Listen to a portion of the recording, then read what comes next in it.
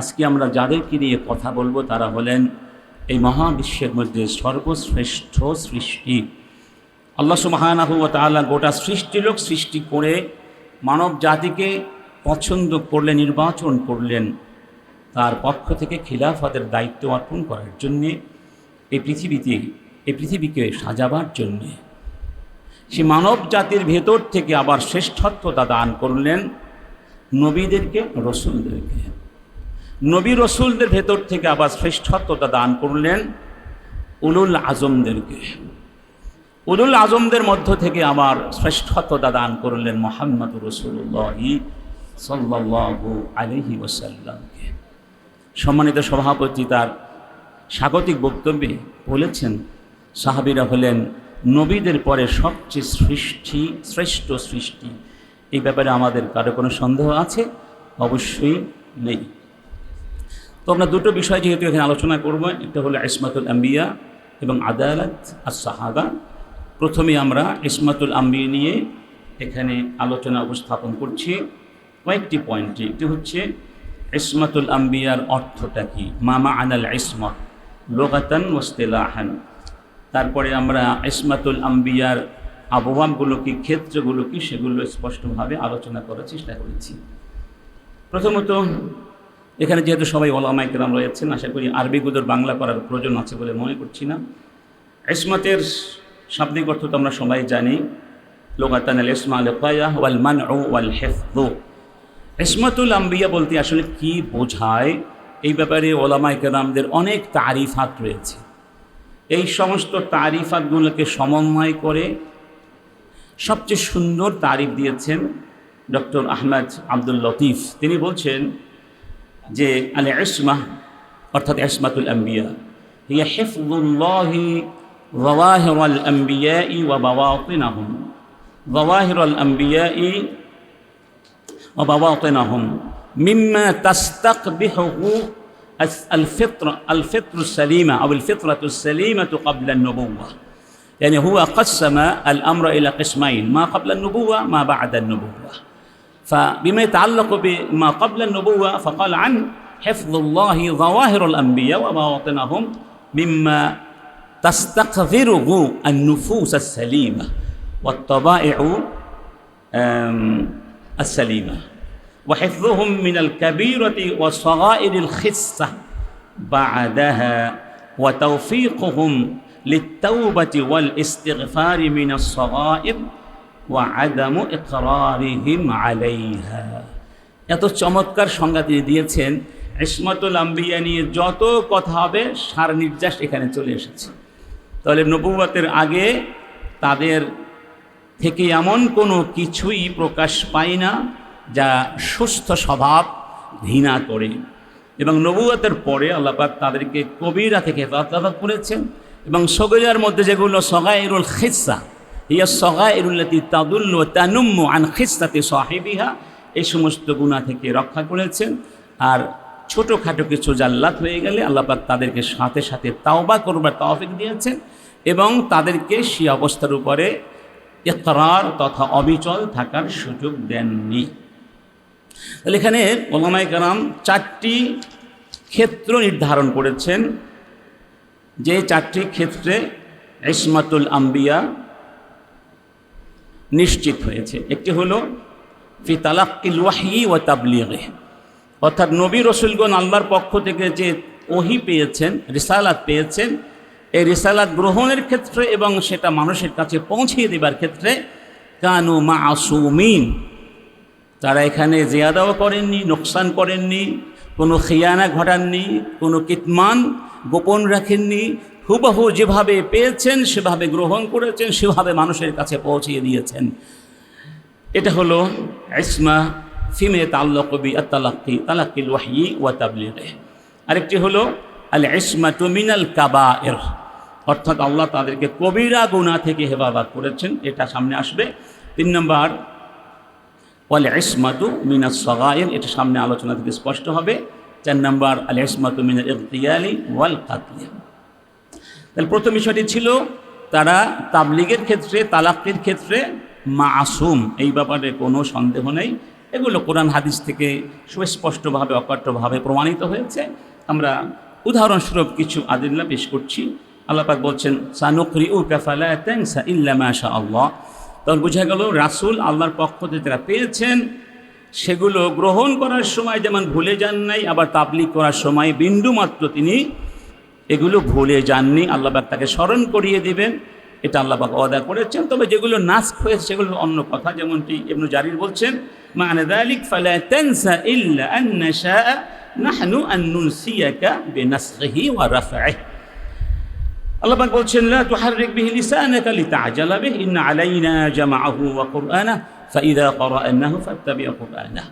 এখানে আল্লাহ পাক ওয়াদা করেছেন যে আল্লাহ পাক কোরআনকে, রিসালাতকে, ওয়াহিকে রাসূলের বুকের ভিতরে, সিনার ভিতরে, যাকেরার ভিতরে স্থির করে দিবেন। অতএব তা ভুলে যাওয়ার কোনো সম্ভাবনা নেই, হারিয়ে যাওয়ার কোনো সম্ভাবনা নেই। অতএব এই ব্যাপারে কোনো সন্দেহের অবকাশ নেই। এবং আল্লাহ পাক রাসূলকে বলছেন ইয়া আইয়ুহার রাসূল বাল্লিগ মা উনজিলা ইলাইকা মির রাব্বিক। ইয়ানি কাল্লাফাল্লাহু রাসূলাহু বিতাবলীগিদ দাওয়া বিতাবলীগির রিসালা। তো আল্লাহ যদি জানতেন তার রসুল তাবলীগের ক্ষেত্রে খেয়ানাত করবে অথবা কিছু ভুলে যাবে, কিছু বাদ দিয়ে দিবে, তাহলে তিনি বলতেন না। তাহলে আল আমরু বিতাবলীগ ইয়াদুল্লু আলা ইসমাতিল আম্বিয়া ফি আদাই হাযিহিল মুহিম্মাহ। এবং এর চেয়ে বড় কথা হচ্ছে আল্লাহ পাক বলছেন ওয়ালা তাকাওয়ালা আলাইনা বা'দাল আকাওয়িল লা আখাযনা মিনহু বিল ইয়ামিন থুম্মা লা কাতা'না মিনহুল ওয়াতিন হাদা তাহযীরুন আযীমুন ওয়া শাদীদ।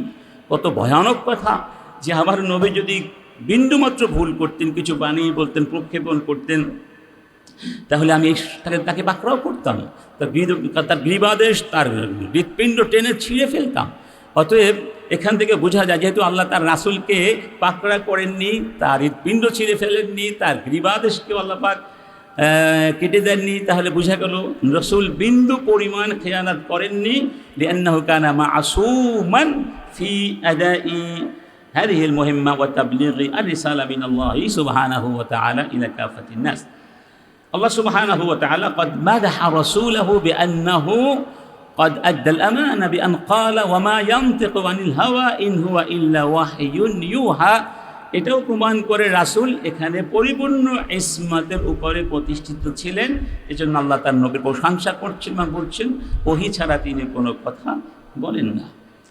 রাসূল যে কতটা ইসমাতের অধিকারী ছিলেন তাবলীগের ক্ষেত্রে সেটা আমরা প্রমাণ দেখি যে কোরআনের ভিতরে রাসূলের ব্যাপারেও কিছু মৃদু ভৎসনা আছে না, আবাসা ওয়াতাওয়াল এগুলো আছে কি না, সেগুলো রাসূল যদি রাসূলের ইসমাতের এখানে অভাব থাকতো বা রাসূল কিছু গোপন রাখতে চাইতেন, এগুলি তো গোপন রাখতেন, যেহেতু এগুলো তাকে ভৎসনা করা হয়েছে এগুলো গোপন রাখতেন। তিনি সেগুলো গোপন রেখেছেন? অবশ্যই না। তাহলে বোঝা গেল তিনি এই ব্যাপারে পরিপূর্ণ ইসমাতের উপর প্রতিষ্ঠিত ছিলেন। এবং রাসূল কারীম আল্লাহর ভাষায় বলছেন কুল লাউ শা আল্লাহ মা তালাউতুহু আলাইকুম ওয়ালা আদরাকুম বিহি ফাকাদ লাবিস্তু ফীকুম উমরাম মিন ক্বাবলিহি আফালা তাকিলুন। তাহলে রাসূল তাদের মধ্যেই ছিলেন। আশা ফীহিম 40 সানা ওয়া লাম ইয়াতাকাল্লাম আবাদান বিকালিমা তুশবিহু কালিমাতাল কুরআন। 40 বছর তাদের মধ্যে ছিলেন। রাসূল কি কোনো একদিন 40 বছরের ভিতরে কোরআনের মতো করে কোনো কথা বলতে পেরেছেন? বলতে পারেন নাই। তাহলে এটা দ্বারা বোঝা যায় রাসূল তিনি স্পষ্ট ভাষায় বুঝিয়েছেন যে আমি যা বলছি তা আমার কথা নয়, তা কোরআনের কথা। আমার কথা হলে তো আমি তো এর আগেও এরকম বলতে পারতাম। হাযা আইদান ইয়াদুল্লু দালালাতান কাতিআ আলা মা কানা ইয়াতামাত্তাউ আর-রাসূল বিহি মিনাল ইসমাতিল মুতলাকা في قضية التلقي والتبليغ هذا بالنسبة للأدلة المتعلقة بالقضية। এবং হাদিস থেকেও আমরা একাধিক হাদিস দ্বারা এই ইসমাতের প্রমাণ অর্জন করতে পারি। রাসূল কারীম বলছেন ইযা জাইতুকুম আও ইযা হাদাসতুকুম আনিল্লাহ শাইআন ফাখুযুহু বিহি ফাইন্নী লান আকযিবা আলা আল্লাহ।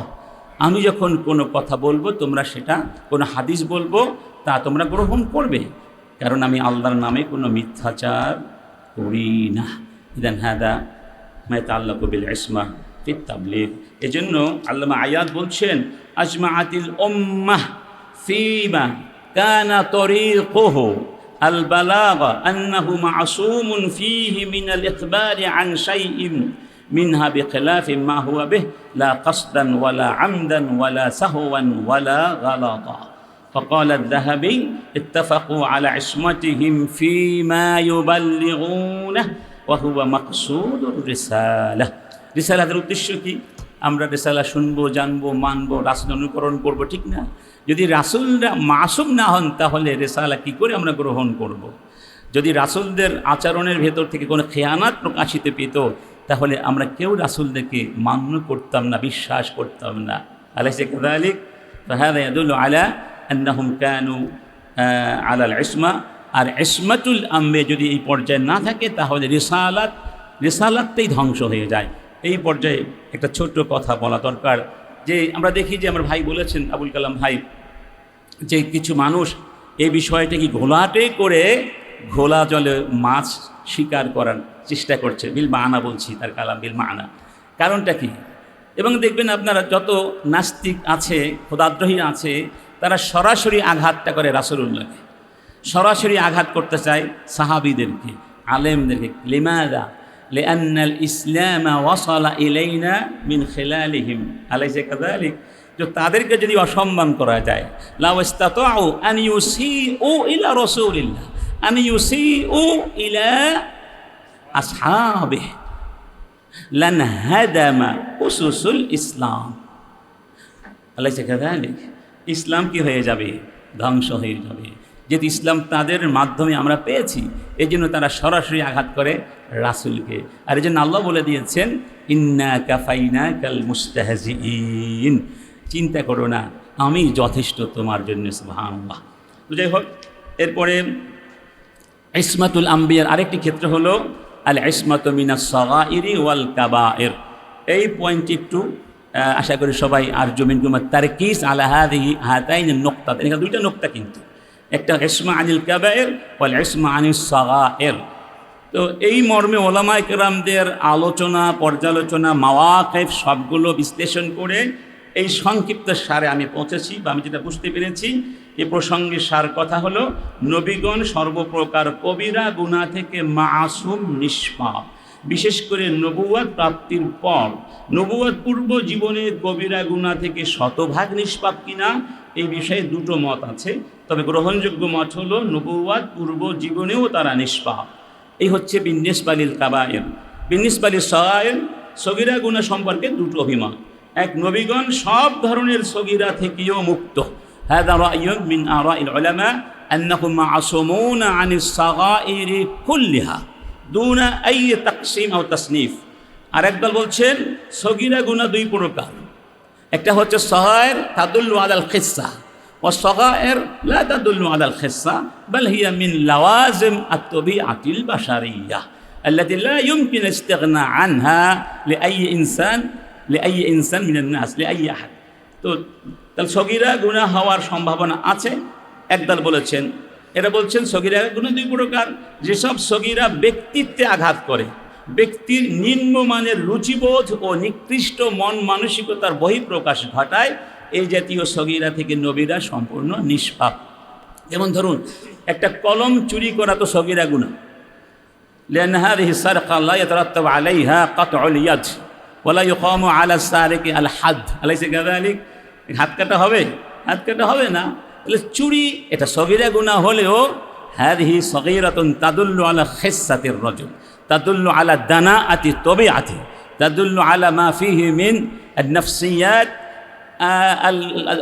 আল-দানিয়া আর-রাযীলা, তাদুল্লু আলা রাযাইল, যেটা রাযাইল বোঝায়, এগুলো নবীদের থেকে হওয়া সম্ভব নয়।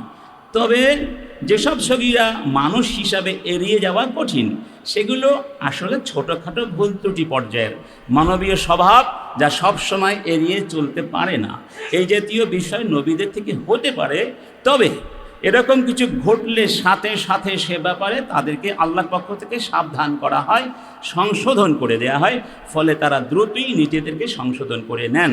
কোনো কোনো গবেষক বলেন এটা নবীদের প্রতি আল্লাহর ইহসান এবং রহমত। কারণ আল্লাহর কাছে অত্যন্ত প্রিয় ইবাদত হলো আল ইনাবাতু ওয়াত তাওবাতু ওয়াল ইস্তিগফারু ইলাইহি।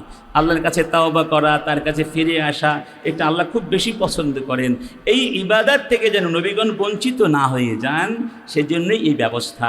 এই জাতীয় সগীরা তাদের নবুয়তের অবস্থান আর মর্যাদায় কোনো প্রকার আঘাত হানে না।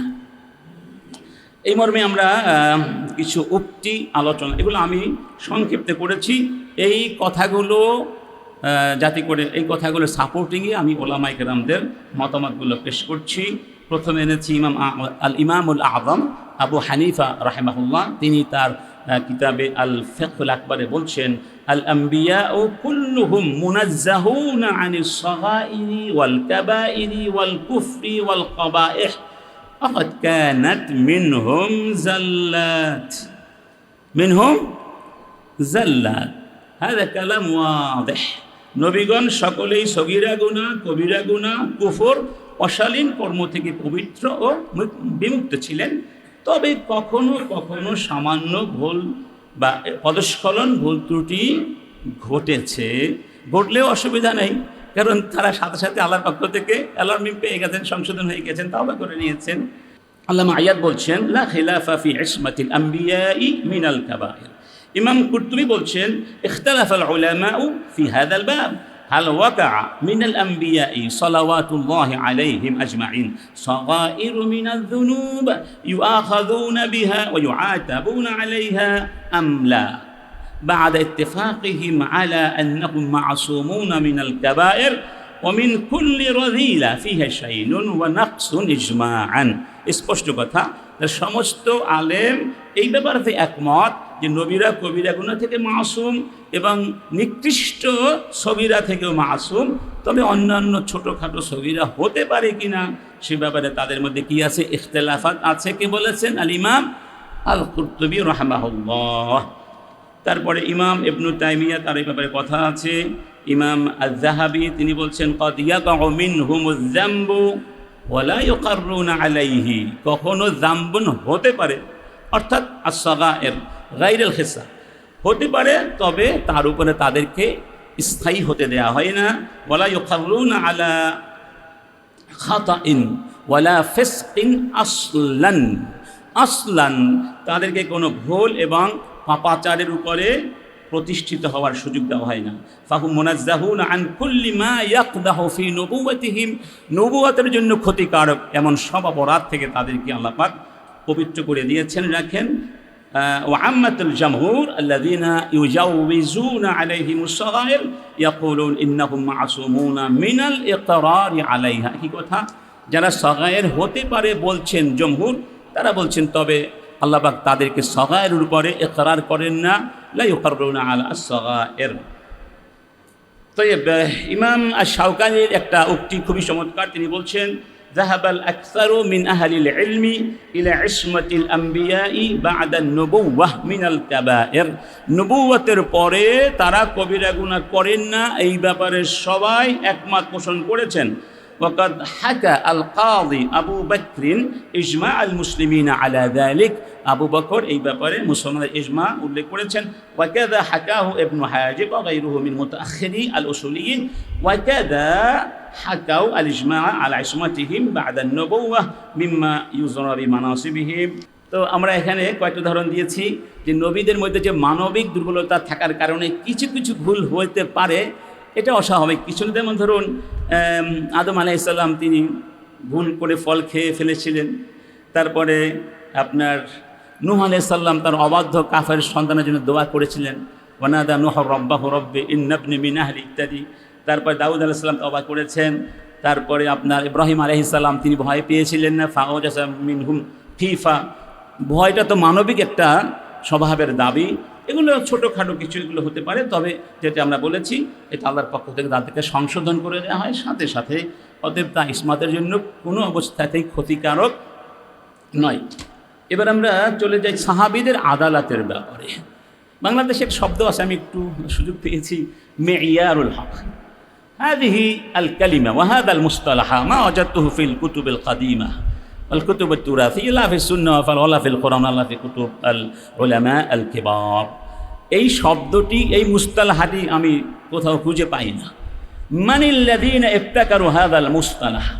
আম্মা আল মুস্তালাহ আল ইলমি আল্লাযী ইসতা'মালাহু আল উলামা মিন আল আসলাফ হুয়া আল আদালাহ, আদালাতুস সাহাবা। আমাদের মাওলানা উসামা ভাই একটা পোস্ট দিয়েছিলেন, ফাল ইখতিলাফু ইখতিলাফুল লাফযি وليس اختلافا معنويا. وأنا سبقت أيضا في ذلك أن نشرت تعليقا آخر في هذه القضية وقلت صحيحا يعني كل من ندعي أننا مسلمون ونؤمن بالله ونؤمن برسوله ما رأيت أحدا من المسلمين ناهيك عن العلماء يسبون الصحابة ويسيئون إليهم. كيف نسب الصحابة وكيف نسيء إليهم؟ وكما قال الأستاذ أبو الكلام بشر حياه الله إننا نحبهم كما نحب أنفسنا، كما نحب أنفسنا، فهم أسوتنا، فهم قدوتنا، فهم يحملون مشاعر الهداية للبشرية، فلن يبقى من الإسلام شيء إذا حذفناهم عن التاريخ وعن الإسلام. أليس كذلك أيها الشيوخ؟ طيب এখন আদালাতুস সাহাবা এটা আসলে অর্থটা কি? এই ব্যাপারে সংক্ষিপ্ত কথা যেটা আল্লামা ইমাম আল আবিয়ারি বলছেন ওয়ালাইসা আল মুরাদু বিআদালাতিহিম সুবুতুল ইসমাতি লাহুম। আদালাতুস সাহাবা মানে এই নয় সাহাবীরা নিষ্পাপ, ফাল ইসমাতু লা তাতাহাক্কাক إلا للأنبياء كما عرفنا ذلك، واستحالة المعصية عليهم. ليس معنى عدالة الصحابة أن ارتكاب المعاصي مستحيل عليهم، فوقوع المعاصي منهم ممكن ولو لم تقع، وإنما المراد قبول روايتهم من غير تكليف بحث عن أسباب العدالة وطلب التزكية. ما المراد بالعصمة بالعدالة؟ المراد أنهم لا يتعمدون الكذب على رسول الله।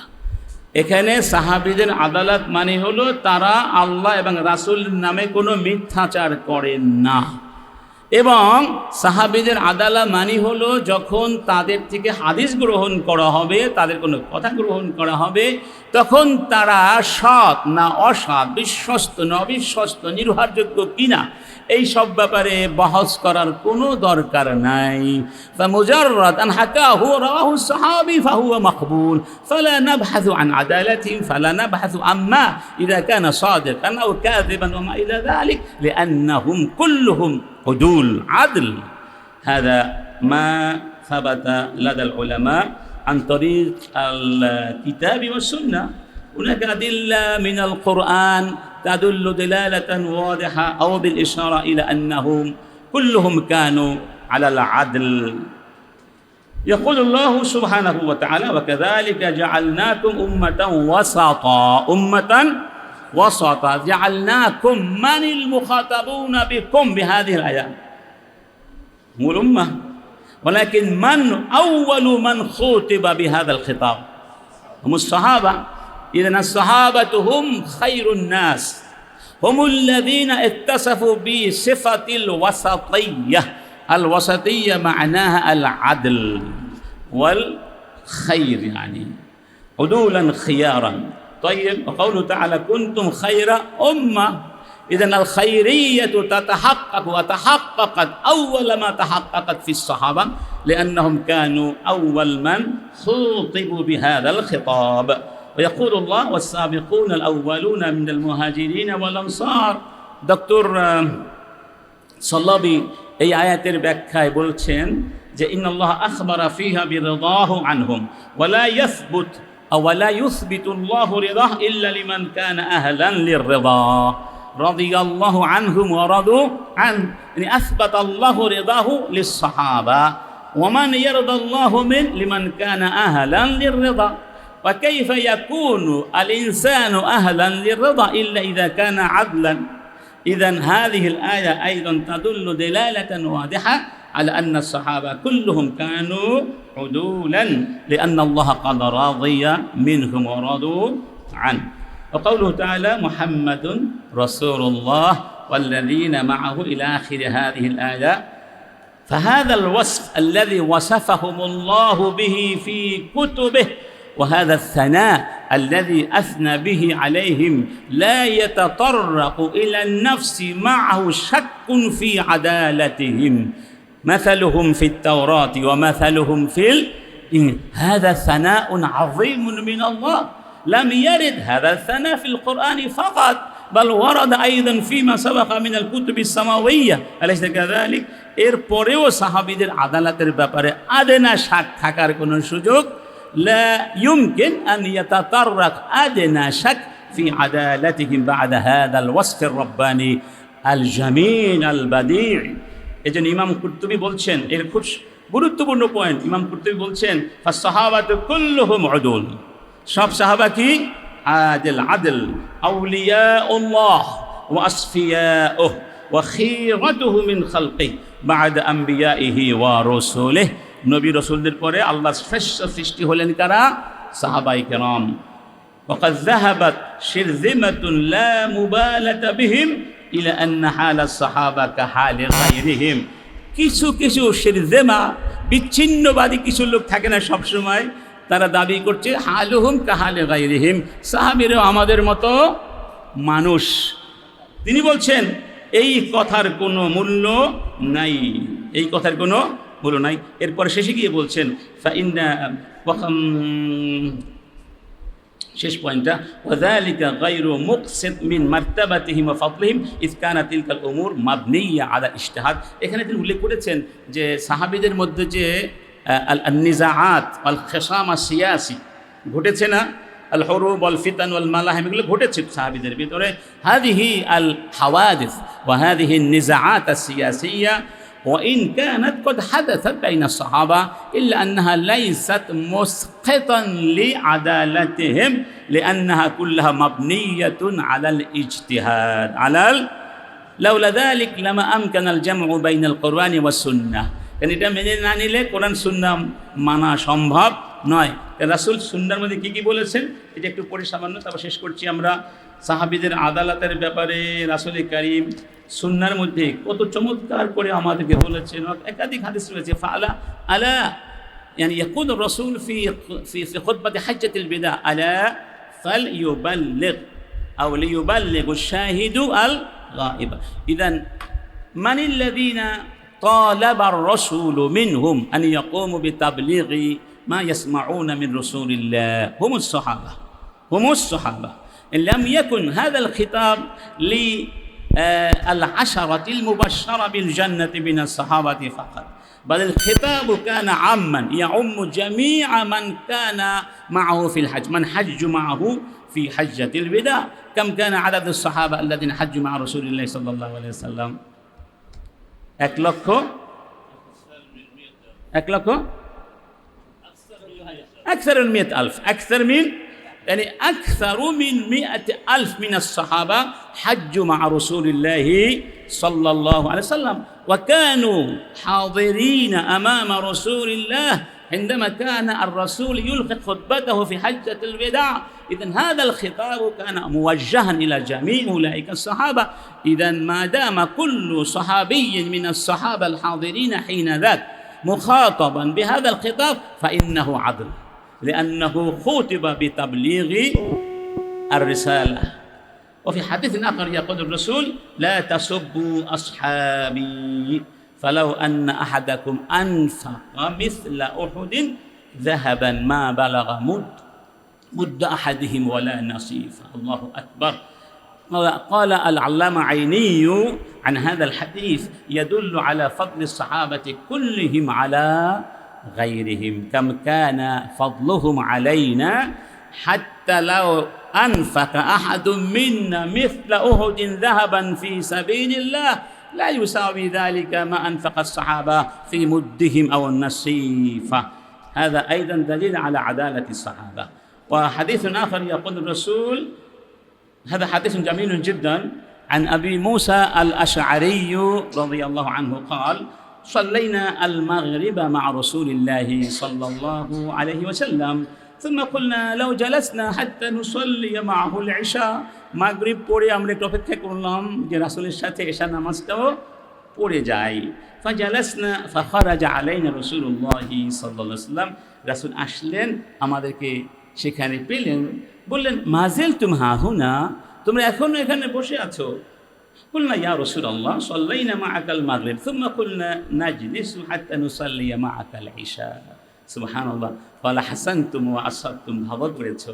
فرفع رأسه إلى السماء وكان كثيرا ما يرفع رأسه إلى السماء রাসূল আকাশের দিকে তার চেহারা অভিমুখী হলেন فقال النجوم أمانة للسماء فإذا ذهبت النجوم أتى السماء كما توعدون আকাশের তারকাগুলো হলো আকাশের জন্য রক্ষক স্বরূপ, নিরাপত্তা স্বরূপ।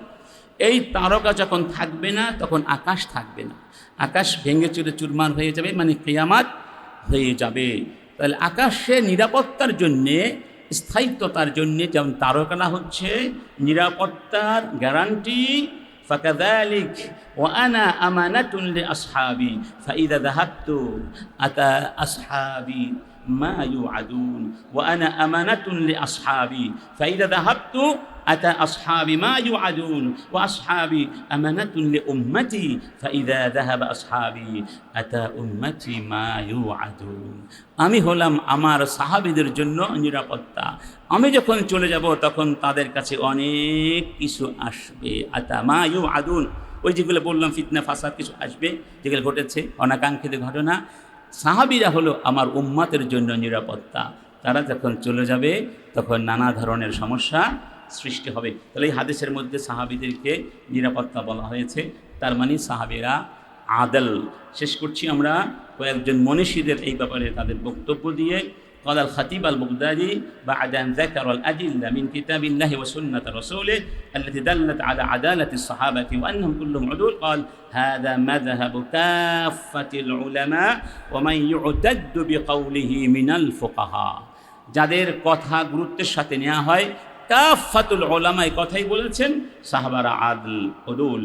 ইবনু আব্দুল বার তিনি বলছেন ওয়া নাহনু ওয়া ইন কানা সাহাবাতু রাদিয়াল্লাহু আনহুম قد كفينا البحث عن أحوالهم لإجماع أهل الحق من المسلمين وهم أهل السنة والجماعة على أنهم كلهم عدول فواجب الوقوف على أسمائهم والبحث عن سيرتهم أو سيرهم وحوالهم ليهتدى بهداهم যেহেতু ওলামা একরাম একমত হয়েছেন সাহাবীরা সবাই আদল, অতএব তাদের আদালতের ব্যাপারে কোনো সন্দেহ করা যাবে না, তাদের আহওয়াল সম্পর্কে আর খোঁজাখুঁজি করার কোনো দরকার হবে না। তবে তাদের জীবনী পড়তে হবে কি জন্য? তাদেরকে মানার জন্যে, তাদের অনুসরণ করার জন্যে। তো এখান তাহলে আমরা বুঝতে পারলাম সাহাবায়ে কেরামদের আদলের ব্যাপারে কারো কোনো সন্দেহ।